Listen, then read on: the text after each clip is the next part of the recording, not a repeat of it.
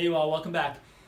In my first post to StabilityWOD yesterday, I talked about the idea of intention and about how in the bottom of a squat, sometimes you need to have a lot of intention, which comes from your brain, around driving your knees out and keeping them there to maintain tension for a stable squat.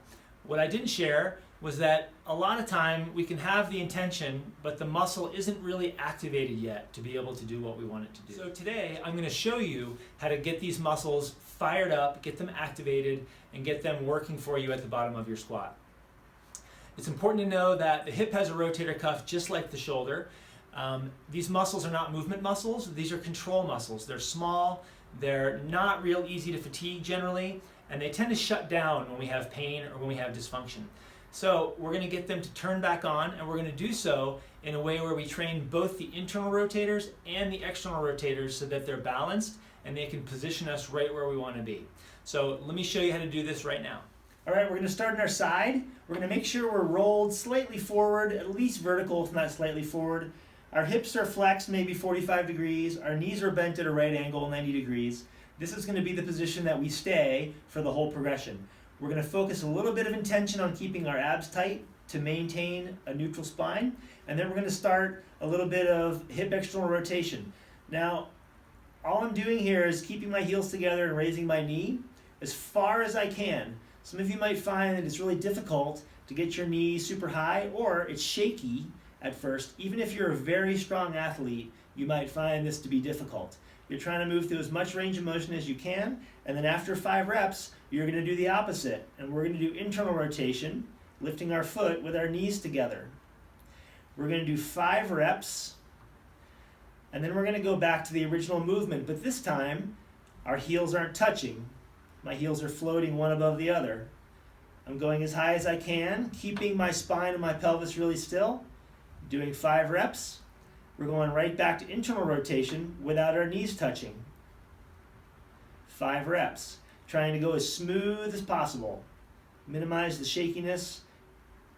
Nice smooth control. After 5 reps of that movement, we're going to extend the hip so it's in line with our body, and we're going to lower and raise our lower leg.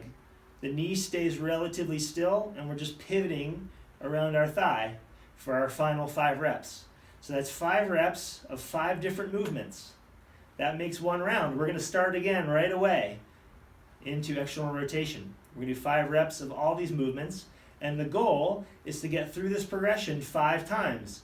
I think some of you are going to be surprised that after round 2, 3, or 4, you start to get pretty darn tired in your hip. Should feel like a nice, healthy burn. What you hope to accomplish ultimately is that you can get through 5 rounds of 5 reps of each of the 5 movements with nice smooth control and without too much fatigue. Once I get done with 5 rounds on this side, I'm going to switch to the other side and burn that side out too.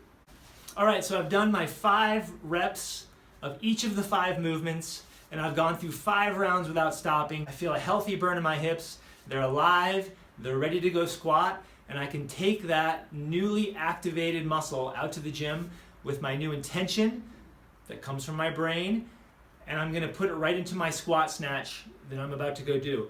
I hope you'll try this. I find that people tend to need maybe a week or 2 of consistent work on this before the muscles are back online.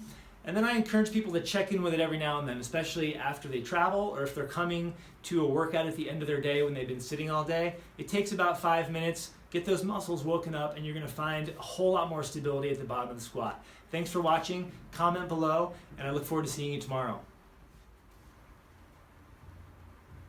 Yes, I realize I look like Jane Fonda right now. Trust me, people, this stuff works. I've shared this with some of the strongest athletes in the world, and you can't believe how much some of them struggle with this. Super important. I like to call this boring but important. Try it out. You won't be disappointed.